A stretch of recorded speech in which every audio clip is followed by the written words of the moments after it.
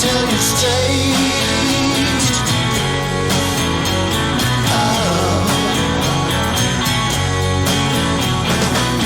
Not gonna beat around your bush.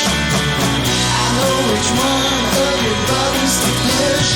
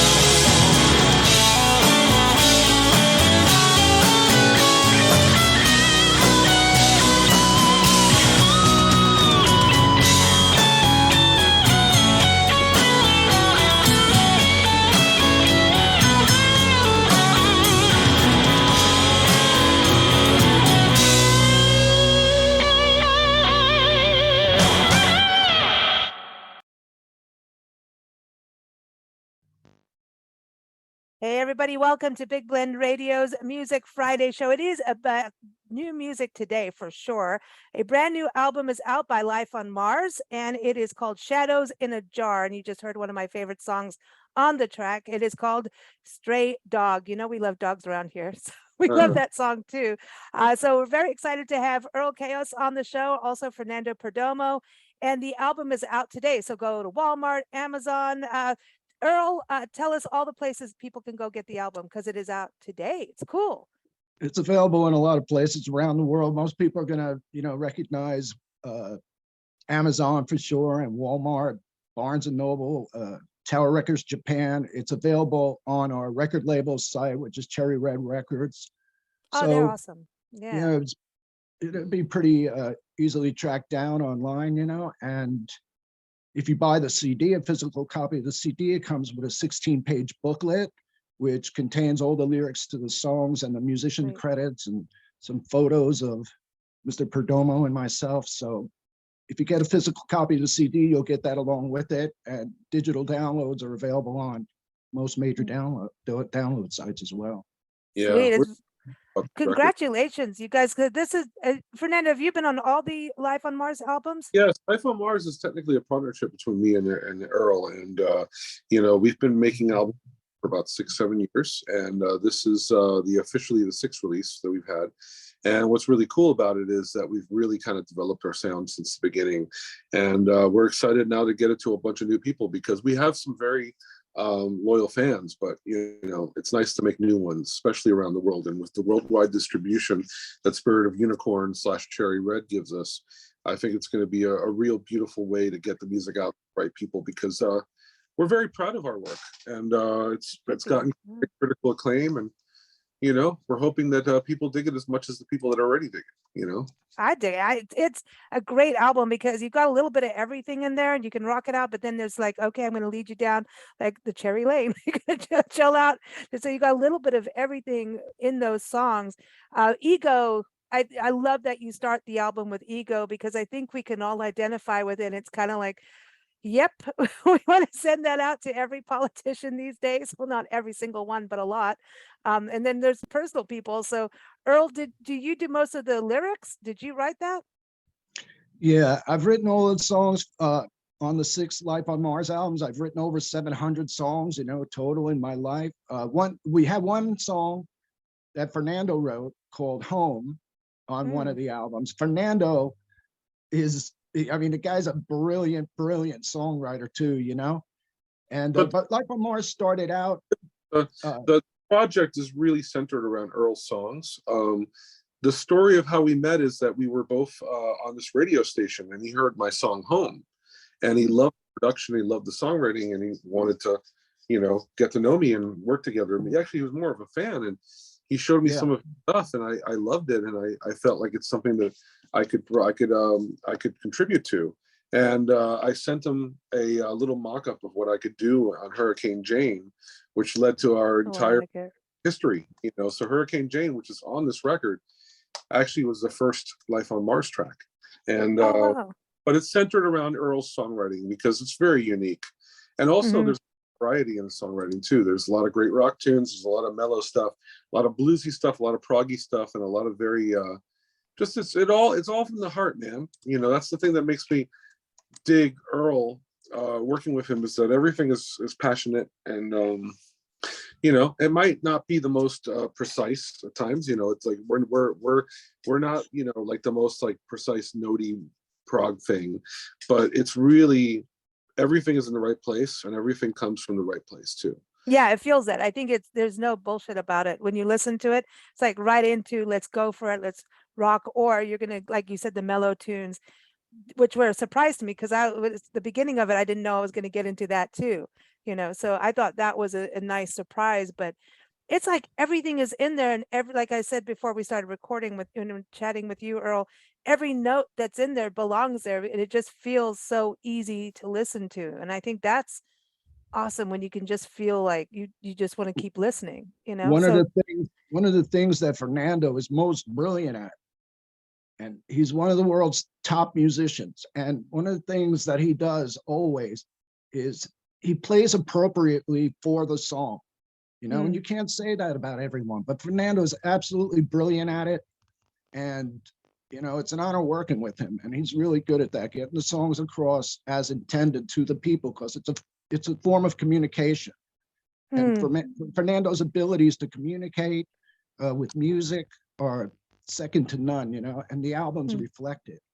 And the versatility that you mentioned, Lisa, about the album and the type of songs on there, that's something that we strive for. That's awesome. We strive for that versatility. I think it makes it a more interesting album all the time. Aura albums are like that. And I was telling someone recently that all the Life on Mars albums, including the new one, Shadows in a Jar, like have something in common with like the Beatles' White Album, a lot of the Led Zeppelin albums, where like Mother Nature's Son and Your Blues were both on the White Album. Mhm. Their universes apart as far as, the styles of the song. It's extremely mellow and some of the heaviest rock you're ever going to hear. And so we try to get that aspect of versatility into all the Life on Mars albums. And I think that we've done a good job with it. It makes it interesting. Well, I always talk about dynamic on the shows. When you listen to an album, you want something that kind of takes you has that feel. But you guys have a lot of feels in it with the dynamics, yet at the same time, it's not overproduced and over polished. So you have that grit. And I really appreciate that as a listener, because I want it to be real and authentic. That's why I said there's no bullshit. Sorry about my language, but I really appreciate that. It's just like, yeah, I want to see That's you guys perform live. Like listening to this, the first thing I thought was like, I need to see this live. That's Well, there's that honesty with the audience through the songs is something we strive for as well. One of the things that I always do on these Life on Mars albums in regard to being honest with the audience is this. In Life on Mars, I get to play with some of the greatest musicians on Earth. When you Yeah. listen to the Life on Mars albums, there are guests on every album, world class, like the lead guitar player for the Jean-Luc Ponty band is with us, and that's Jamie Glazer, Pink Floyd's backing vocalist, Durga McBroom, who Oh, she's did awesome. 3 world tours with them and recorded with them. Billy Sherwood, the bass player for Yes. Denny Seiwell, the drummer for Paul McCartney and Wings, and these are the people that we have on the Life on Mars albums. But one of the things that I do to strive to be honest with the listeners is I always include one solo performance by me on the albums, because I don't want people to think that I'm hiding behind the world's greatest musicians. And it's important to me to be honest with the audience. So, having versatility and honesty with the audience is something that we always try to get across with the albums. Mm. Are you guys going to tour with this or play live? Because it feels like a live album, and that's I think the beauty of There's it. reasons technically that it sounds like a live album. Life on Mars does not use any click tracks, and we also don't do any auto-tune, and we don't do a lot of layering when it comes to the vocals and different things, because we want to keep things raw and sounding like a live band. And eventually we would love to play live. Earl has a rich history of playing live as well as I do. But, being geographically challenged, most bands are these days, we can't just get together and a drummer and bass player and just kind of do it. But eventually, if the album takes off, we will love to do a tour, and we'd love to do some festivals. And, that's kind of where our heads are at with going out and playing. We're hoping that the album does really well, and that would certainly propel us to get out there and do it. I want to ask, I was reading that Shadows in a Jar, like that's the title of the album, and then that's the bonus track. I'm like, what's going on? Because normally that's the title track, and I love that song. So why is it a bonus? I'll tell you, there is a reason, actually. If you look, there are a total of 13 songs on the album. And I don't know, some people have a problem with the number 13. Oh yeah, you can't get hotel rooms with 13. Right, or elevator floors, right? So and we're recording this on Halloween. Perfect. Right. So that was just an idea on my part, to list numbers 1 through 12 as numerals, and then to avoid the 13, I said bonus track. But it is, it is a bonus track in a way. It's a great track. Oh, it is. It is. I love that. And after all, that's also a track I know we're going to share with the audience too. And that's one of the newest videos. And I want to tell everyone to find Earl out on YouTube, right? So what should people type in for YouTube for you? It should be youtube.com/over 700 songs. And the 700 is numerals. All right. So that should be the YouTube page. And if I can, I'll get you a direct link to the video as well. Yeah, and I think that song, videos, after all, is featured on the album because Billy Sherwood, the current bass player for Yes, absolutely amazing guy, brilliant musician. He's featured on that song. He's doing all the vocals, bass, and drums on that song. And we're real proud of it, real honored to have Billy on there. There's also a couple of tracks on the album with Denny Seiwell on drums. Denny is the original drummer for Paul McCartney and Wings. He's one of the best guys you could ever meet. And The just, the drums, that's one of the first things I noticed actually, was just like, damn, he's got such a free way of playing. It's like free. Just, it's like the drums and the skin of the drums are like moving with him. I don't know how to explain that, but I can it's, explain it with Denny. Denny is a genius on the drums. He really yeah. is. And you can see his mind working, and it's fun to see. And he'll approach something the way nobody else would have, and whatever he does is the right way, and it's the perfect thing to have chosen to approach the song as, and he's a very Mm. nice man, a brilliant drummer.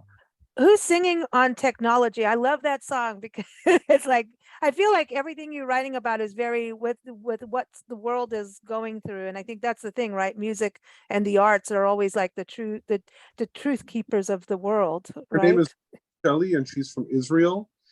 She is a cello player and singer who's absolutely stunning and wonderful. And she's also worked with Dave Kersner and a few other people, Oh, but yeah. she doesn't get to sing that much, and we love her voice, so Oh, she for that song. Rudy's she's a my good storyteller. Yeah. Rudy's like, don't take this like as something bad, but she's my second favorite singer in the whole world. I'm really partial to Emmylou Harris, but after that, it's Rudy. She is a tremendous vocalist, and she's also on cello on that song too. She's an incredible Sweet. musician. She's a wonderful person, and I'm in love with her vocals. She's a very special vocalist. Yeah. Because when I was listening, she made me just like really stop and get it, just really just stop and listen. I do have to bring up Nancy's Finger just because Yeah, Nancy's my co-host, and unfortunately she's not here today, but working on a last minute thing on a magazine. But Nancy's Finger, because of course she wants to know about her finger. okay, all right. Well, I'll try to She be. uses her finger quite a bit when we're I'll, driving. I'll try to be brief, but it's kind of like a good Halloween story. Cool. But I'll try to be brief. When I was very young child, kindergarten age and stuff like that, we had a staircase that went down from the back of my house down into the basement. And in one of the floorboard, not the part that you step on the stairs, but the vertical part, there was a hole there from a knot in the wood. And there was a closet behind the staircase. And what my parents wanted to scare me, my dad would go into the closet and stick his finger out of the hole and make a noise, and it would scare me. And he would say it was Nancy's finger, because Nancy was a woman who used to walk up and down our block, and I was afraid of her as a child when I was like 4 and 5 years old. So that was the story behind Nancy's finger. It's like a goofy thing my parents used to do to me when I was a kid. That's funny. God, I remember when I watched E.T. and I thought E.T. was going to come up through the toilet or the drain. Like, I got scared of E.T. coming through the drain. Come on, Fernando, what are you scared at when as a kid? What like spooked you out? Oh God, what was I scared as a kid? I don't know, getting in trouble, Oh, that's a cleaning up my room. yeah, I don't know. I really wasn't afraid of anything. yeah. Nancy, That I'm really proud of that Nancy's Finger track. It's like kind of heavy and psychedelic. And I people got to lean, go on YouTube and see it too. They've got to go. yeah, They got on YouTube. Yeah. It has a haunted house vibe to it. I love that. Yeah, and we all need that, and and not just over Halloween time. I think we all need to get spooked out once in a while. before we recorded Nancy's Finger, I got in touch with Fernando. I said, Fernando, this is the next song I want to do, but it's got to be big and scary, or else there's no sense in trying to do this song. And his reply was, don't worry, I got big, I got scary. And we basically got the song on the first take, and he just got it exactly correct.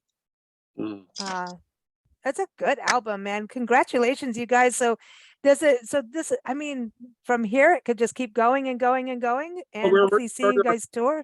We already started our next record. Oh, good. Yeah, we've got a couple of songs in the can for the 7th album. We're really hoping that your listeners can support us at this point. Yeah. With the new album, because it's the first album for Spirit of Unicorn Music and Cherry Red Records, and we're really honored to be working with them. It's a tremendous people over there and a tremendous opportunity for us, and we're hoping that it's like the next plateau in our career. And hoping that your listeners will give us a shot. Oh God, yeah. I mean, come on, it's good music, period. Uh, It's a delight. I get excited about new music, and then when you turn it on and then you're like stuck in it, and then you play it again, that's a good sign. And so I've listened to the album about 3 times in a row. So it's a good album. It's a Thanks so much. it's a great Thanks so much. album. That means the world to me. You know, people to this day, I've been doing music, my whole life, but every time someone tells me that they've listened to a song, it's not something that I take lightly. It really does mean the world to me. So thank you. Well, you really, like I said, have this authenticity to it where it's just like you can really get into it immediately. When you guys write, and Fernando, I know you write too, do you guys do it all digitally, or you when you write, do you do it by hand? Or for you, Fernando, are you doing it more musically first? I don't read music, and I just mostly just kind of write down lyrics, or actually, 95% of the time I'll just record on my phone and I'll just transcribe. But yeah, and then I don't know how Earl, when you write songs, is it lyrics first or music first? I've written over 700 songs, lyrics first every time, no exception. And in a way, the lyrics are either the most important part or equally as important as the music. Is something I take very, very seriously. I try to get some good lyrics into the song, and I always write the lyrics first. That's neat. It's interesting how that all works. Well, thank you both for joining us again, everyone. Life on Mars is the band name, and also go get the album. It's out today. Shadows in a Jar, Walmart, Amazon, all those places, all your favorite places. Cherry Red Records, again, is the website out there, and you can keep up with Earl on Facebook. Everybody should type in Life on Mars, or where's the best place on Facebook? On Earl? Facebook, it's going to be Life on Mars, the band. Okay, the band. I know Fernando's on there, and we want to give a shout out to our sponsors of this show, which is the Lion and the Rose Bed and Breakfast in Asheville, North Carolina. That's right, a bed and breakfast, because they love to rock and they love to party and they love music, and they're always at shows. And so if it's not your grandma's bed and breakfast, I'm just saying. So check them out if you go to Asheville, North Carolina, to the Smoky Mountains, or if you're going to a concert like at the Orange Peel. Have either one of you performed there in Asheville? Oh. I haven't. Well, I think it's time. I'm just saying it's a good music city. So check it out when you get a chance. Everyone, lion-rose.com. Of course, keep up with us at bigblendradio.com. So here it is, After All. Thanks, guys. Thank you, Lisa. Thank you, Lisa.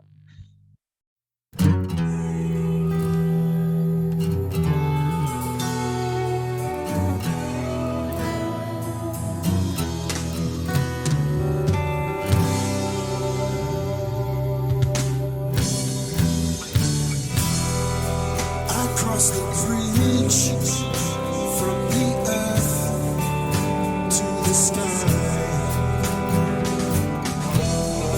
I made a wish on the star, and it shined along the way. I saw the life flashing by.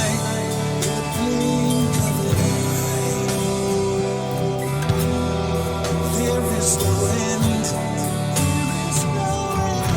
There is no start. There's only time spent when a dream blows apart.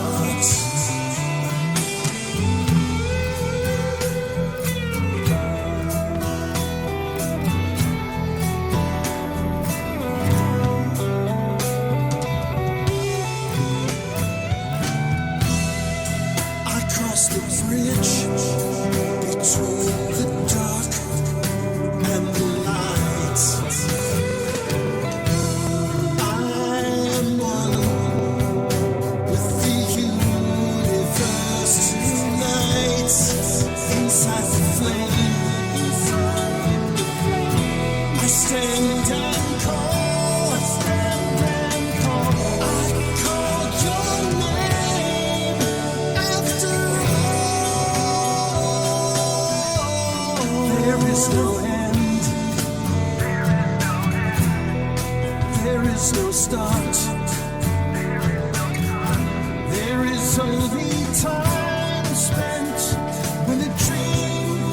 rose up